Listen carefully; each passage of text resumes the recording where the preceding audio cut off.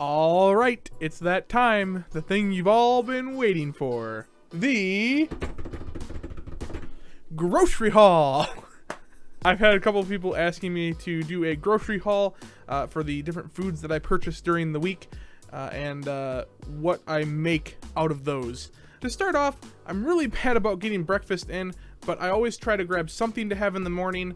So I've purchased some bananas that I keep on the counter or apples in the fridge. I forgot to take some images of those before they were gone this week. I usually try to grab one of those in the morning because I'm in such a rush and I need to establish more of a morning routine, but that's a different time. So some of my staples when it comes to snacking food would be the bananas, and then I also have that almond milk, and I also have that with some granola usually on the side. And the reason I picked almond milk is because it's lower in that fat percentage, but yet at the same time it gives you some of that same consistency and texture and less calories.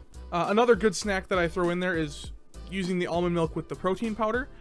So typically when I get home in the afternoon after a hard workout, I will make a protein shake with the almond milk because I'm not a huge fan of putting it in water.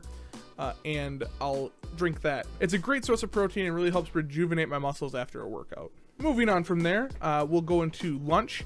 I try to pack a salad as much as I can for going to work.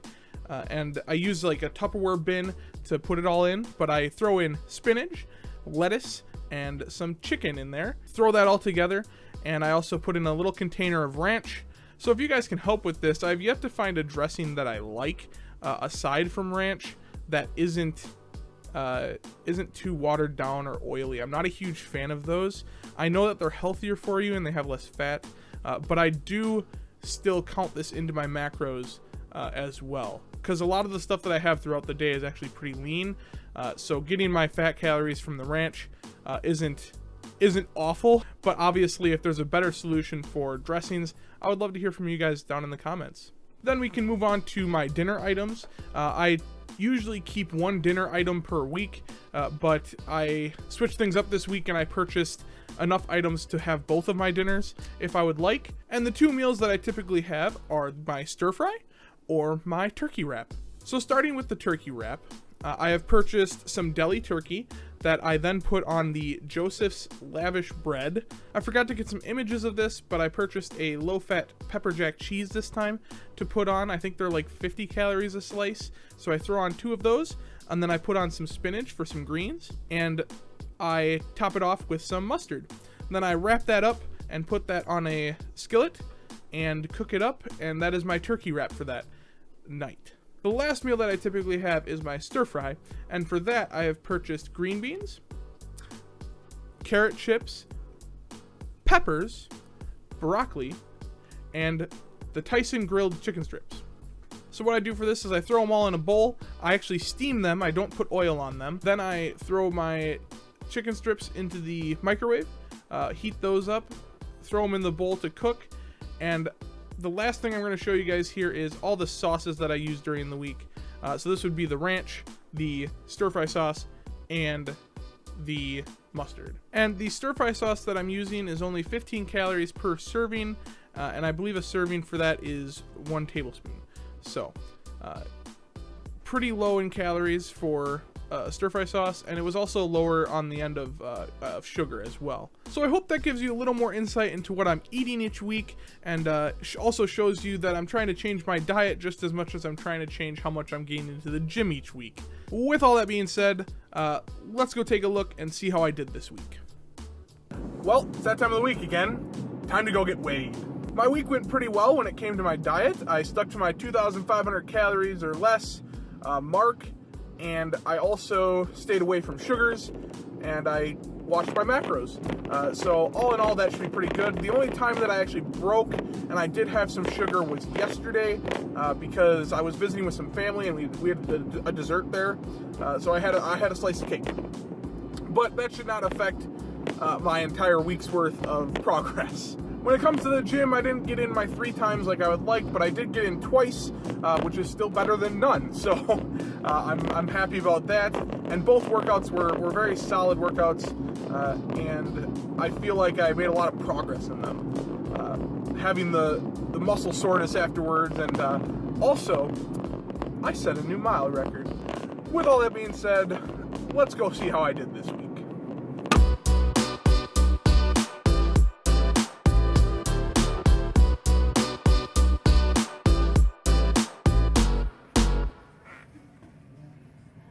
How you doing? We'll see.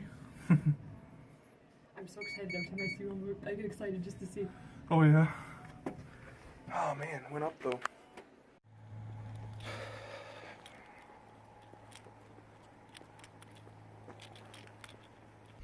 The thing is, I don't even feel like I gained weight.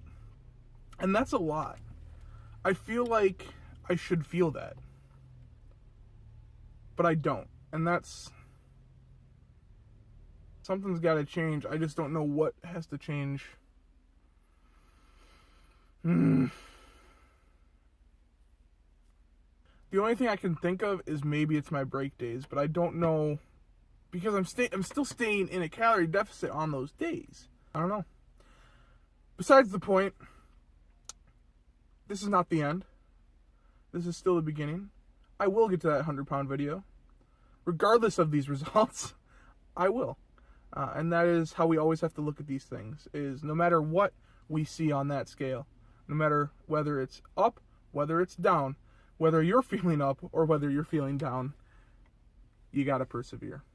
Thank you guys for watching. Thank you for all of your support. And as always, have a wonderful week.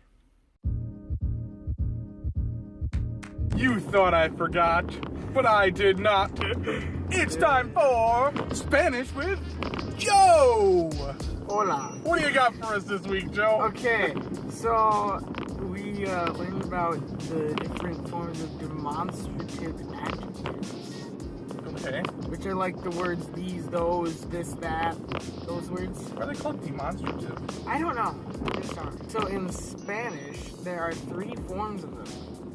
There's the aquí version, which is like this or these. Okay. Close version. The allí.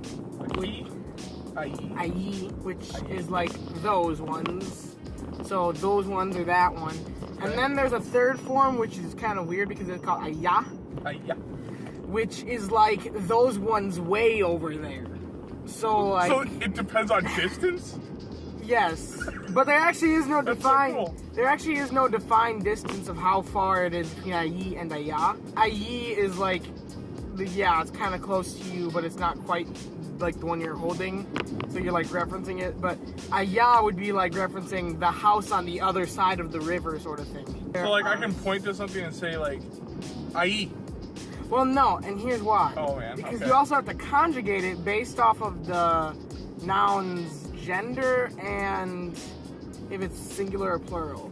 For a singular masculine noun, it would be, for aquí, it would be este. For feminine, it'd be esta. And for plural masculine... So, esta aquí? No, you'd say esta. So you'd say like, this would be aquí. So this would be esta móvil, because it's this phone. Oh. But wait, no. So then wait, where's the aquí come in? Because aquí just means here. So you don't say it? There. No, you don't actually say it. It's just the form of the demonstrative adjective. So wait, you taught us a word that I don't even use? I mean, you can use it if you ever say the word here, or there, or So, way over there. So instead of saying aquí, I say esta? Esta, or este, or estos, or estas. And that's for, like, so... That's for this. Esta. I can point at you and say esta. Esta hermano, sure. Esta hermano! That should be este, because I'm masculine. Este hermano!